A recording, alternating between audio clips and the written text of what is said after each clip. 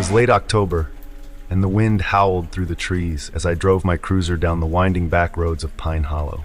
The town was quiet, too quiet as it usually was this time of year. Most of the residents had settled in for the night, the streets empty, except for the occasional gust of leaves scuttling across the pavement. I had only been on the force for a few years, but I'd quickly learned that night shifts were usually uneventful. But tonight, there was an unease in the air that I couldn't shake. The clock on the dashboard read 11:47 p.m. when the radio crackled to life, jolting me out of my thoughts. "Officer Reynolds, come in," the dispatcher's voice echoed through the small cabin. "This is Reynolds. Go ahead," I responded, one hand on the wheel as I pressed the button on the radio. We received a 911 call from the old Pine Hollow police station. The caller didn't say anything, but we could hear some strange noises in the background. "Could you check it out?" I frowned. The old station had been abandoned for years, ever since the new one was built closer to the center of town. No one was supposed to be there, but sometimes kids would break in to vandalize or dare each other to spend the night. The place had a reputation for being haunted, though I didn't put much stock in ghost stories. "On my way," I replied, making a U-turn and heading towards the outskirts of town where the old station stood, forgotten and decaying. As I approached the building, the headlights of my cruiser illuminated the crumbling facade of the station. The windows were boarded up, the paint peeling off in long strips. The front door hung slightly ajar, swaying in the wind. I parked the cruiser and stepped out, the cold air biting at my face as I made my way to the entrance. The door creaked loudly as I pushed it open, revealing the dark interior of the station. The smell of mold and rot assaulted my senses, a sharp reminder of how long the place had been left to decay. I switched on my flashlight and swept the beam across the room. Dust particles danced in the light, and the once familiar layout of the station felt alien and foreboding. I moved cautiously through the main lobby, the floorboards groaning under my weight. The place was a mess, broken furniture, shattered glass, and graffiti-covered walls. But there was something else too, an oppressive atmosphere that seemed to press down on me from all sides. As I moved further into the station, I thought I heard something, a faint noise like a whisper, coming from somewhere deeper inside. I paused, listening intently, but the sound had already faded. Shaking off the growing sense of unease, I continued down the hallway that led to the holding cells.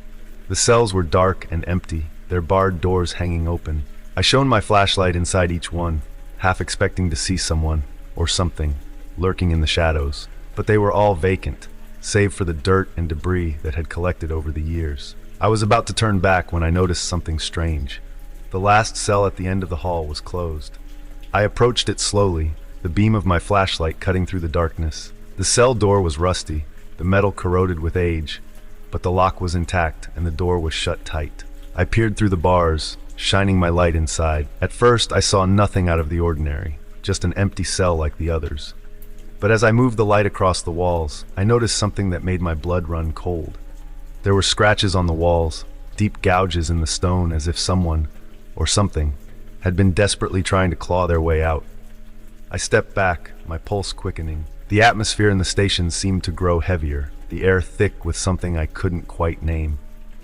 The oppressive silence was broken by a sudden loud bang from somewhere upstairs. I spun around, my flashlight beam jerking wildly across the hallway. For a moment, I considered calling for backup, but I pushed the thought aside. This was probably just some kids messing around. I needed to investigate. I retraced my steps, heading back through the main lobby and up the staircase to the second floor. The stairs creaked under my boots, and the temperature seemed to drop as I ascended. The second floor was even darker than the first, the windows boarded up so tightly that no light could penetrate. I reached the top of the stairs and paused, listening. The banging noise had stopped, replaced once again by that faint whispering sound. It was coming from one of the offices down the hall. I moved slowly towards it, every instinct screaming that something wasn't right. The door to the office was slightly ajar, and as I approached, I could see a dim light flickering inside. I pushed the door open with my foot, the hinges squealing in protest, and stepped into the room. The first thing I noticed was the desk in the center of the room, an old rotary phone sitting on top of it. The phone's receiver was off the hook, swinging gently as if someone had just placed it down. The second thing I noticed was the figure standing in the corner of the room, facing the wall. My breath caught in my throat as I raised my flashlight, the beam illuminating the figure. It was a man, or at least it had once been.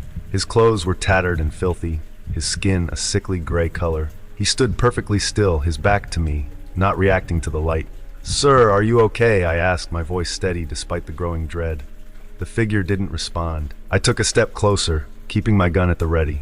"Sir, I'm with the Hollow Creek Police Department. I need you to turn around."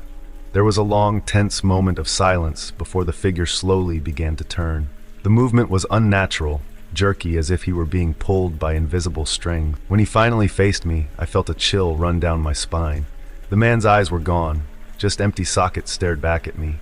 His mouth hung open in a twisted grin, and as I watched in horror, he began to move towards me, his feet dragging across the floor. The whispering sound grew louder, filling the room, but now it was coming from him. I backed away, keeping my flashlight trained on the figure. The closer he got, the more the air seemed to thicken, the light from my flashlight flickering as if struggling to stay on. I could feel an overwhelming sense of wrongness emanating from the figure, a dark energy that seemed to suck the warmth from the room. Just as I was about to retreat down the stairs, the figure stopped. The whispering ceased, leaving an eerie silence in its wake. For a brief moment, everything was still. Then, with a suddenness that made me jump, the figure lunged at me, its arms outstretched. I fired my weapon without thinking, the shots echoing through the empty station. But instead of collapsing, the figure seemed to dissolve into the air, disappearing before my eyes. I stood there, my breath coming in ragged gasps, the gun still raised in front of me. The room was empty now, the oppressive atmosphere lifting as quickly as it had appeared. But the sense of dread remained. I didn't waste any more time. I backed out of the room and hurried down the stairs, my heart pounding as I rushed to the front door. The station seemed to groan around me, the building itself protesting my presence. When I finally stepped outside, the cold night air hit me like a wave. I leaned against the cruiser, trying to steady myself as I radioed in to report what had happened. The dispatcher's voice crackled through the speaker, calm and detached, a stark contrast to the chaos I had just experienced. "Reynolds, did you find anything?" she asked. I hesitated for a moment, my eyes still fixed on the dark silhouette of the old station. "Nothing," I finally replied, my voice flat. "It was just some kids messing around. I'm heading back now." I didn't mention the figure, the whispering, or the cold that seemed to seep into my bones. Some things are better left unsaid, especially in a town like Hollow Creek. As I drove away from the station, I glanced in the rearview mirror, half expecting to see the figure standing in the road behind me. But there was nothing, just the empty street and the distant lights of the town. But I knew what I had seen, and I knew I would never forget it. The old station held secrets, dark and twisted, and whatever was inside wasn't meant to be disturbed. I wouldn't be going back there, not ever. As I headed back to the new station, the unease that had settled over me at the start of my shift lingered, a constant reminder that some places should be left to the past, forgotten and undisturbed.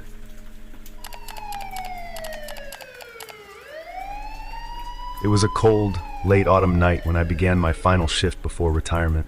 After nearly 3 decades of serving the small town of Hollow Creek, I was looking forward to a quiet last night on the job. This town wasn't exactly a hub of excitement. Most of the time, I dealt with teenagers caught shoplifting or breaking up the occasional bar fight, but I was okay with that. Tonight, all I wanted was to finish my shift, maybe grab a coffee from the diner, and then head home to enjoy the start of my well-earned retirement. Our police department was small, just me and a couple of other officers who were off duty that night. Hollow Creek was a peaceful town, nestled between thick woods and a winding river, with only a single road leading in and out. As I made my usual rounds, everything seemed calm, just as it always was. It was around 11 p.m. when I got a call from dispatch. The voice on the other end was shaky. It was a young woman who had just started working there. "Officer Miller, we got a call from a residence on Cedar Lane. 2117. The caller said someone was outside their house trying to break in." They hung up before giving any more details. Cedar Lane. I knew it well. Quiet residential area with old Victorian-style homes. The people who lived there were mostly elderly couples or young families. A break-in was unusual but not unheard of. I made a U-turn and headed towards Cedar Lane, the cruiser's tires crunching on the gravel road. When I arrived at 217 Cedar Lane, the house was dark except for a dim porch light. The neighborhood was eerily silent. I turned off the engine and stepped out of the car, the cold air biting at my skin. Scanning the area, I didn't see anyone. The house looked old, with paint peeling from the siding and overgrown bushes lining the front yard. I approached the front door cautiously and knocked, announcing myself as a police officer. No answer. I knocked again, louder this time, but still nothing. My gut told me something was off. I tried the door handle, and to my surprise, it turned easily. The door creaked open, revealing a dark hallway inside. "Hello, Hollow Creek Police Department," I called out, but the house remained silent. Reaching for my flashlight, I stepped inside. The beam of light cut through the darkness, revealing dusty furniture and old framed photos on the walls. The house smelled musty, like it hadn't been lived in for years. I moved further inside, calling out again, but the only response was the sound of my footsteps echoing off the walls. As I reached the living room, something strange caught my eye. The front door had been unlocked, but the windows were all secured, and there were no signs of forced entry. It didn't look like anyone had been trying to break in. It didn't look like anyone had been in the house at all. The air was heavy, with an unnatural stillness. My sense of unease grew stronger. I decided to check upstairs, just in case someone was hiding or hurt. The staircase creaked under my weight as I ascended, each step feeling like it took me deeper into the unknown. The hallway at the top was lined with more photos, but these were different. They were old, black and white images of people dressed in clothes from the early 1900s. Their eyes seemed to follow me as I walked past, adding to the unsettling atmosphere. The first room I checked was a bedroom. The bed was neatly made, and everything looked untouched. The next room was a bathroom, equally undisturbed. But when I reached the last room at the end of the hall, I hesitated. The door was slightly ajar, and something about it felt wrong. I pushed the door open with the tip of my boot, and my flashlight revealed a small office. A large oak desk sat in the middle of the room, papers scattered across it. On the far wall was a bookshelf filled with dusty old books. But it wasn't the furniture that caught my attention. It was the writing on the wall, written in what appeared to be chalk. "Leave now," the words were scrawled hastily, the chalk dust still fresh. My hand instinctively went to my holster, my other hand tightening around the flashlight. I scanned the room, but there was no one there.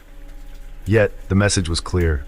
Someone didn't want me in this house. Just as I turned to leave, the sound of a door slamming downstairs echoed through the house, followed by the unmistakable sound of footsteps. Heavy, deliberate footsteps that were getting closer. I moved back down the hallway, listening closely, trying to determine where the footsteps were coming from. They seemed to be circling the ground floor, moving slowly, almost as if whoever, or whatever, was down there was searching for something. Or someone. I crept down the stairs, my gun drawn now, every nerve in my body on high alert. I reached the bottom and was greeted by silence once again. The footsteps had stopped. The air felt colder, and the shadows seemed to stretch and twist in unnatural ways. As I moved towards the living room, a sudden noise made me freeze. It was the sound of something or someone whispering. The voice was soft, almost like a breeze, but the words were indistinguishable. I swung my flashlight around, but the beam only revealed empty corners and darkened rooms. "Who's there?" I called out, my voice firm despite the growing tension. The whispering stopped abruptly, replaced by a different sound. A low, guttural growl. It was coming from the basement. I had been a cop long enough to know when to follow my instincts, and they were screaming at me to get out of that house. But my duty kept me rooted to the spot. There could be someone down there, someone in need of help. I couldn't leave without checking. I found the basement door in the kitchen. It was old, with paint chipping away and rusted hinges. The growling continued, deeper now, more menacing. I slowly opened the door, the sound growing louder as the hinges creaked. The basement was pitch black, the narrow staircase descending into the unknown. I hesitated for just a moment before starting down the stairs. With each step, the temperature seemed to drop, and the growling grew louder and more pronounced. It echoed off the stone walls, reverberating through the confined space. When I reached the bottom, my flashlight flickered, casting erratic beams of light across the room. The basement was large, with old, rusted tools hanging from the walls and piles of discarded junk littering the floor. But in the center of the room was something that didn't belong. A figure. It stood in the middle of the basement, hunched over, its back to me. The growling was coming from it, a sound that seemed to vibrate the very air around me. My breath caught in my throat as the figure slowly turned to face me. What I saw defied explanation. The figure was humanoid, but its features were distorted and twisted. Its eyes were hollow, dark voids that seemed to absorb the light from my flashlight. Its mouth hung open, revealing sharp, jagged teeth, and its skin was pale, almost translucent. I took a step back, my mind struggling to process what I was seeing. This wasn't a person. It couldn't be. The thing let out another low growl, its hollow eyes locking onto me. I didn't wait to see what it would do next. I turned and bolted up the stairs, taking them two at a time. I could hear the thing behind me, its growls turning into a shriek that pierced the air. The basement door slammed shut as I reached the top, but I didn't stop running until I was outside, my breath coming in short gasps. I raced to my cruiser, my hands fumbling as I grabbed the radio. I called for backup, trying to keep my voice steady as I explained the situation. The dispatcher assured me that units were on their way, but it felt like an eternity. I kept my eyes on the house, expecting the thing to burst through the door at any moment, but the house remained silent, its dark windows staring back at me like empty eyes. When the backup arrived, I didn't waste any time. I explained what I had seen, trying to keep the details as clear as possible, though I knew how unbelievable it all sounded. The other officers searched the house, but they found no sign of the creature I had described. The basement was empty, and the writing on the wall had disappeared.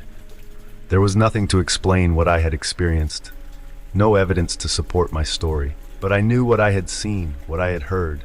That creature was real, and it was still out there, lurking in the shadows of that old house. The thought of it haunted me, even as I handed in my badge and retired the next day. The house at 217 Cedar Lane was condemned and eventually torn down, but the memory of that night never left me. I spent the rest of my days trying to forget, but I couldn't shake the feeling that whatever was in that basement was still out there, waiting for its next victim. And it was only a matter of time before it found one. My name is Daniel Harper, and I'm a 28-year-old police officer working in a small town just outside of Philadelphia. The town is quiet, with little crime aside from the occasional minor offense, nothing that shakes you to your core. That all changed one night when I was working the graveyard shift. It was a Tuesday, and the station was dead quiet. My partner, Officer Reynolds, was out on patrol, leaving me alone to monitor the radio and handle any calls that might come in. The clock on the wall ticked loudly, marking each passing second as I fought to stay awake. Around 2:30 a.m., the radio crackled to life. Dispatch. We've got a 911 call coming from a residence on Elmwood Avenue. The caller didn't say anything, but we could hear heavy breathing on the line. Could be a prank, but it's worth checking out. Elmwood Avenue was a quiet street, lined with old, well-kept houses. The kind of place where everyone knows each other, and the biggest crime is someone forgetting to mow their lawn. A prank call in the middle of the night seemed out of character for the area, but it was my job to check it out. I grabbed my keys and headed out, the cool night air waking me up a bit. The streets were empty, the only sound coming from the hum of my patrol car's engine as I drove down the dark, winding road toward Elmwood. When I arrived, the street was as silent as ever, with only a few porch lights flickering in the distance. The address the dispatcher had given me was an old, two-story house at the end of the cul-de-sac. It was well maintained, with a neatly trimmed lawn and flowers blooming in the garden. Nothing seemed out of place, but as I approached the house, a sense of unease settled over me. I knocked on the door and waited. No answer. I knocked again, harder this time, but still, nothing. After a minute, I decided to radio in. Dispatch, this is Officer Harper. I'm at the residence on Elmwood Avenue. No response from the occupant. Do we have any further information on the call? Negative, Officer Harper. The call came in about 10 minutes ago. No further communication since then. I was about to turn away when I noticed something odd, a faint glow coming from the window on the second floor. It wasn't the soft light of a lamp or a television. It was a harsh, flickering light, like the kind you'd see from an old, malfunctioning fluorescent bulb. I tried the front door, and to my surprise, it was unlocked. I pushed it open and called out, "Police! Is anyone home?" The house was eerily silent, the only sound coming from the creaking of the floorboards as I stepped inside. The air was thick with the smell of dust and something else I couldn't quite place, a faint metallic odor that made my stomach turn. The first floor was empty, just a typical suburban home with nothing out of the ordinary. I made my way to the staircase and looked up at the second floor. The flickering light was more pronounced now, casting strange, erratic shadows on the walls. As I climbed the stairs, the uneasy feeling in my gut grew stronger. When I reached the top, I saw that the light was coming from a room at the end of the hallway. The door was slightly ajar, and I could see the light spilling out into the hall. I approached the door cautiously, my hand resting on the grip of my service weapon. Pushing the door open, I was met with a sight that sent a chill down my spine. The room was empty, save for an old television set sitting in the middle of the floor. The screen was on, but it was just static, white noise crackling through the speakers. The harsh, flickering light I had seen from outside was coming from the TV, casting long, distorted shadows on the walls. There was something deeply unsettling about the scene. It felt wrong, like I had stepped into someone else's nightmare. I took a deep breath and stepped further into the room, my eyes scanning for anything out of place. That's when I noticed the phone. It was an old rotary phone sitting on the floor next to the TV. The receiver was off the hook, the cord lying limply on the ground. I knelt and picked up the receiver, half expecting to hear nothing but static. Instead, I was met with the sound of labored breathing, deep, ragged breaths that sent a shiver down my spine. "Hello," I said, my voice barely above a whisper. The breathing continued, slow and deliberate, but there was no other response. I was about to hang up when I heard it, a faint, barely audible voice, whispering something on the other end of the line. I strained to make out the words, but they were too soft, too garbled to understand. The only thing I could make out was the last word, "run." A chill ran through me, and I dropped the receiver, as if it had burned my hand. The static from the TV grew louder and more erratic, filling the room with a harsh, grating sound. The shadows on the walls seemed to twist and writhe as the light flickered more intensely. I quickly stood up, my instincts screaming at me to leave. As I backed out of the room, I heard something else, a soft creak, like the sound of a door opening somewhere in the house. My breath hitched as I turned and saw the door at the end of the hallway slowly swing open. There was nothing there, just darkness spilling out into the hallway. But the sense of dread that had been building up inside me reached a peak. I needed to get out of this house, and fast. I rushed down the stairs, nearly tripping in my haste. The front door was still open, and I bolted out into the night, the cool air a sharp contrast to the oppressive atmosphere inside the house. I didn't stop running until I was safely inside my patrol car. I radioed back to dispatch, my voice shaky. "Dispatch, this is Officer Harper. I'm leaving the residence on Elmwood Avenue. There's something wrong here. I can't explain it, but I need backup." "Now, copy that, Officer Harper. Backup is on the way. Stay in your vehicle and wait for further instructions." I sat in my car, my eyes glued to the house. The flickering light from the upstairs window was still visible, casting that eerie glow into the night. But as I watched, the light slowly dimmed, then went out completely, plunging the house into darkness. Backup arrived a few minutes later, and we searched the house from top to bottom. But there was nothing. No sign of Victor, no strange phone call, no TV, and no evidence of anything out of the ordinary. It was as if the entire experience had been a twisted dream, but I knew what I had seen and heard. The case was officially closed, marked down as a prank call with no credible threat. But I knew better. Something had happened in that house on Elmwood Avenue, something that defied explanation. To this day, I still think about that night and what might have happened if I hadn't left when I did. The house was eventually sold to a new family, and life in the neighborhood returned to normal. But now and then, I'll catch myself driving by that house late at night, the memory of that whispering voice and the flickering light still fresh in my mind. I've never forgotten the last word I heard through the phone, "run." And sometimes, when I'm alone in the dark, I wonder if I should have listened. My heart skipped a beat.